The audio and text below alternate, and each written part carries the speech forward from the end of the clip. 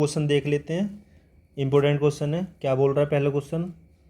कह रहा है डब्लू किसी काम का 25% 30 दिन में कर रहा है, एक्स उसी काम का 1/4 जो है वो 10 दिन में कर रहा है, वाई उसी काम का 40% 40 दिन में कर रहा है, जेड उसी काम का 1/3 13 दिन में पूरा कर रहा है।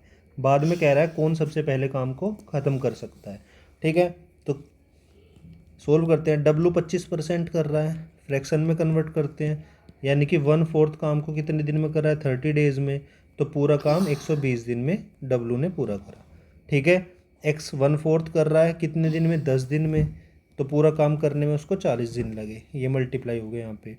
वाई 40% फ्रैक्शन में कन्वर्ट कर लो, यानी कि 2/5 कितने दिन में कर रहा है? 40 दिन में। तो 2 से इसको काटो 20, 5 की 20 में मल्टीप्लाई करेंगे 100। तो वाई ने 100 दिन में उसी काम को करा। अब जेड 1/3 कर रहा है कितने दिन में? 13 दिन में। तो पूरा काम 13 या 39 39 डेज में कंप्लीट करेगा। तो सबसे पहले काम किसने करा? जेड ने, 39 डेज। तो इसका option number D correct answer होगा। इसी तरीके से सेकंड क्वेश्चन देख लेते क्या बोल रहा है।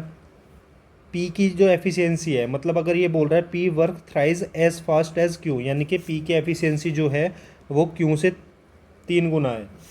ये कह रहा है फिर आगे पी और क्यू जब एक साथ काम करते हैं तो उनकी एफिशिएंसी 4 गुना हो जाती है आर से, यानी कि पी और क्यू जब एक साथ काम करेंगे तो उनकी एफिशिएंसी आर से 4 गुना हो जाएगी। फिर कह रहा है अगर if P Q R together work on A job, कोई काम कर रहे हैं तो जो अर्निंग है वो किस रेशियो में डिवाइड होगी? भाई अर्निंग डिवाइड होगी उनके काम कितना कितना काम करा उस बेसिस पे। और काम किस बेसिस पे डिपेंड करता है? कि उनकी एफिशिएंसी कितनी है। जितनी ज़्यादा एफिशिएंसी उतना ज़्यादा काम, उतनी ज़्यादा अर्निंग।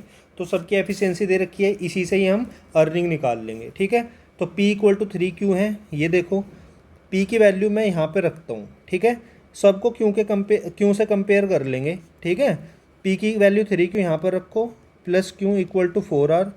ये 4Q = 4R, 4 से 4 कटा, Q = R, यानी कि R बराबर Q के आ गया। ठीक है, और ऊपर P = 3Q दे रखा था।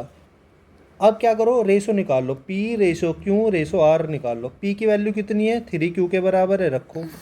Q को Q रखो, और R किसके बराबर है? R Q के बराबर है। Q से Q कटा तो रेशो क्या आ गया? 3:1:1। यही अर्निंग का भी रेशियो होगा। प्रैक्टिस के लिए ये आपका क्वेश्चन है, कमेंट सेक्शन में इसका आंसर बताना।